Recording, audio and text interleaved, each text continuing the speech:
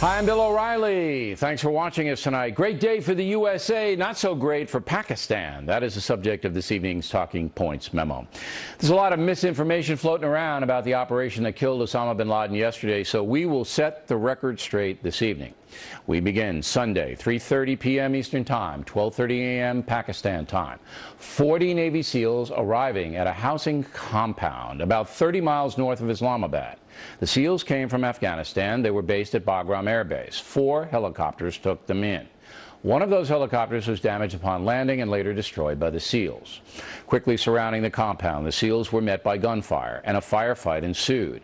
It lasted less than 20 minutes, and at 3:50 Eastern Time, Osama bin Laden was tentatively identified as one of the 5 people killed. The maniac had been shot in the face by the SEALs.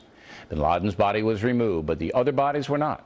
The U.S. raiders also took all kinds of information from the compound. They then flew back to Afghanistan, the entire operation lasting about 40 minutes. Amazing. It is worth noting that President Obama and his national security team watched the operation live time from the White House. You can do that now with satellite technology. Also, the president did not inform the Pakistani authorities that the raid was taking place. That's because Pakistan is not to be trusted. I mean, come on, $1 million compound in a poor area with high walls and barbed wire, and the Pakistani government doesn't know who lives there? Sure. The successful Get Bin Laden operation began almost 4 years ago when CIA agents discovered the name of one of his couriers. 2 years later, they located that courier in Pakistan and eventually traced him to the compound. The CIA then began watching the building, which contained dozens of people. In February 2011, this year, President Obama was advised that bin Laden was likely inside the fortress. But the president didn't want to bomb it, fearing civilian casualties. And so a SEAL operation unfolded. The raid was planned for Saturday, but bad weather pushed it off to Sunday. It went very smoothly, according to intelligence sources. There were no U.S. casualties at all. Apparently, U.S. forces took photographs of bin Laden's body, then dumped the body in the Arabian Sea. Officials saying Muslim law requires some kind of burial within 24 hours. Reaction to bin Laden's death has been interesting. The Taliban's promising revenge, and Hamas has condemned the USA. On the political front, former Pakistani leader General Pervez Musharraf says he's outraged by the raid. American troops coming across the border and taking action in one of our towns, that is Abbottabad, is not acceptable to the people of Pakistan. It is a violation of our sovereignty. It would have been far better if Pakistani Special Services Group had operated and conducted the mission. Well, the problem with that, as you well know, General, you phony, is that your guys would have tipped off bin Laden like you've done hundreds of other times in the past. Simply put, the USA has a major problem with Pakistan. It is enabling terrorism and helping the Taliban against NATO forces in Afghanistan. In 2010, the USA sent $3.4 billion to Pakistan. Can you believe it? This year, another $3 billion is supposed to go over there. Yet President Obama cannot tell Pakistan President Zardari that we're going to launch a raid in his own country. That says it all. Almost. Here's Secretary of State Clinton.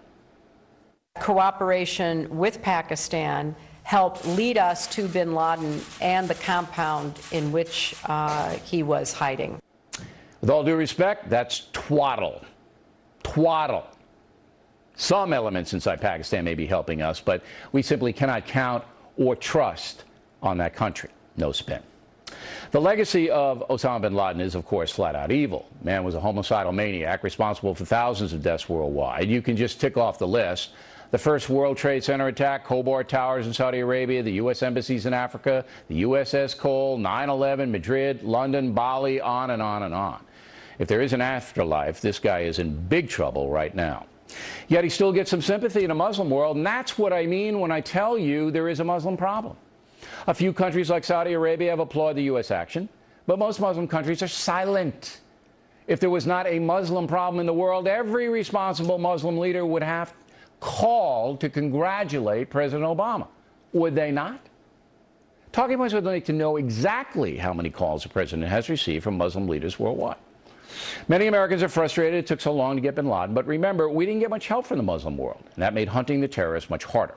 Apparently, we developed our own intelligence, and it took 4 years to track the guy down. But we got him, and as we said, this is a great day for America.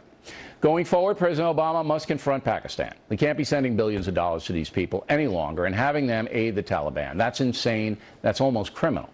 Americans are being killed in Afghanistan by Taliban fighters who have sanctuary in Pakistan. No more excuses. Pakistan either joins in the fight against the Taliban or we put them on ice.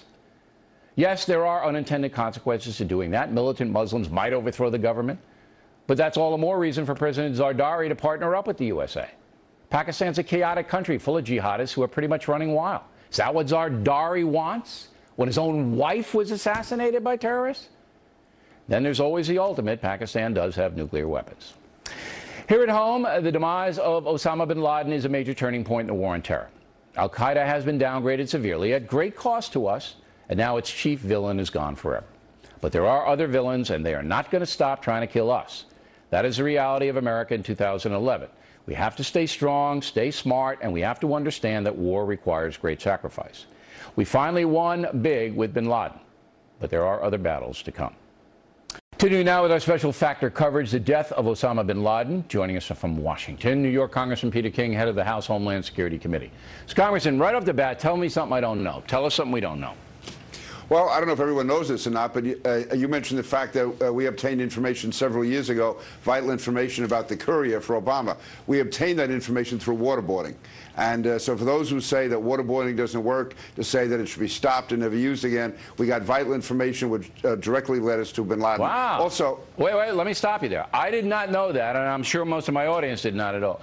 Explain how that went down. How did we get that information? Where did it come from? Was it Guantanamo Bay? it came from an overseas prison where Khalid Sheikh Mohammed was being interrogated, and waterboarding was used, and it was during the interrogation of Khalid Sheikh Mohammed through waterboarding that this information was learned. So KSM gave it up? Mohammed himself gave it up?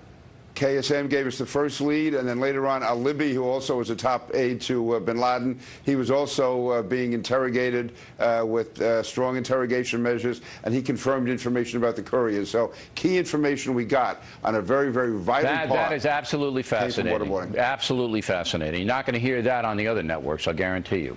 Sure.